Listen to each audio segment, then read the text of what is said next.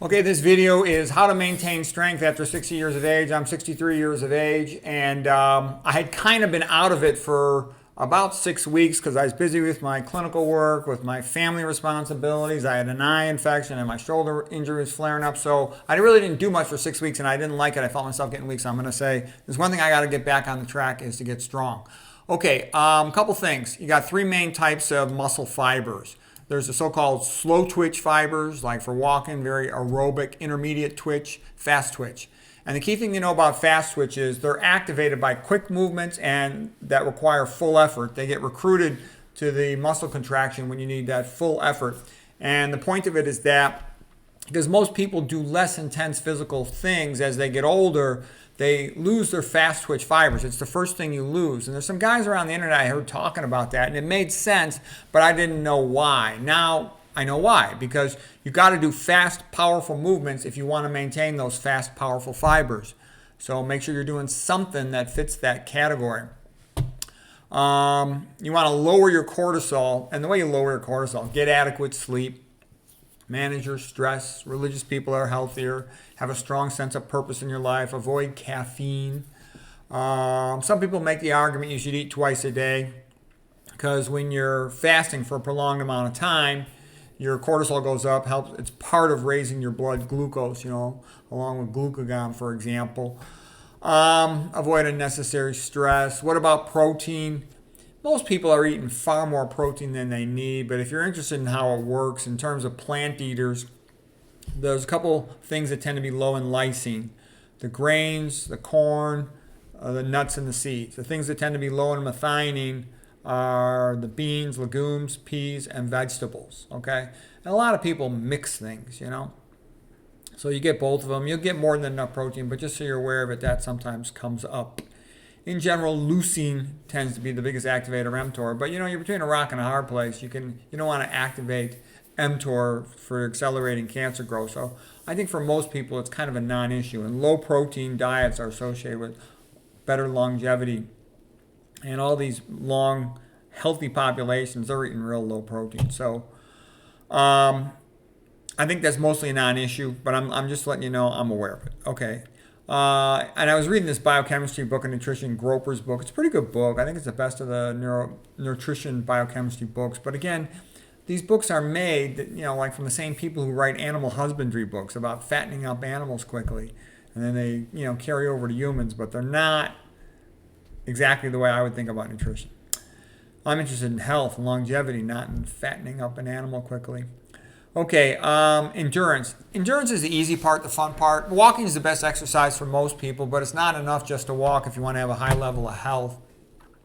It's great to just walk whenever you can. Park far in a safe area. Whenever you're at a job place with a choice between an elevator and the stairs, take the stairs. Stairs are great because, you go up the stairs, you can't fake it. Like today, I went up 40 flights of stairs. You can't fake it. You have to go up those stairs, so it makes you work. I also put like 25 pounds of books in my backpack, so in the morning when I first go to work, I'll have to work way up high in the building. I carry that backpack up. That gives me some exercise. And I go downstairs too. I go down holding the railing. I'll go down holding the railing backwards because it's easier on my knees. But then I got to carry that backpack, so it gives me a little bit of strength, just at least to maintain strength. I do some isometrics too. So after 6 weeks off, I could do 45 push-ups with good form, which really for me is weak. When I was a young guy, I could do 120 push-ups, okay? I have a brother who's a world champion athlete, and he could beat the crap out of me now. I used to be as strong as ever stronger, but what I'm trying to say is my health and my strength is really weak compared to what it used to be. And I know I can do a lot better than this. This is just getting back into it. Curls, 60 pounds for 30 reps. Chin pulls 200 for 20. So I know I'm a lot stronger than that. I expect to improve fast. But you got to see where you're at as a baseline when you start. And then you got to track it. Have a little training journal. Track your progress. You got to work around your old injuries.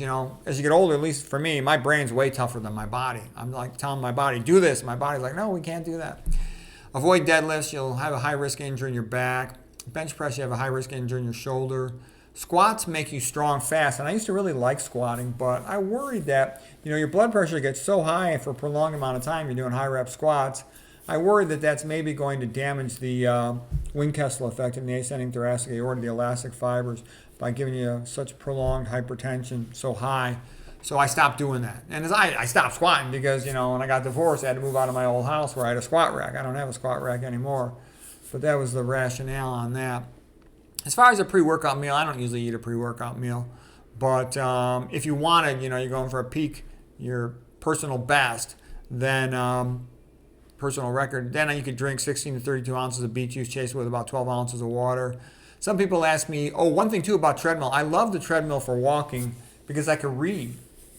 On a treadmill, man, it's easy to read. When you're, why do you have a brain? So you can walk down a path in a forest, a jungle, a prairie, and survive.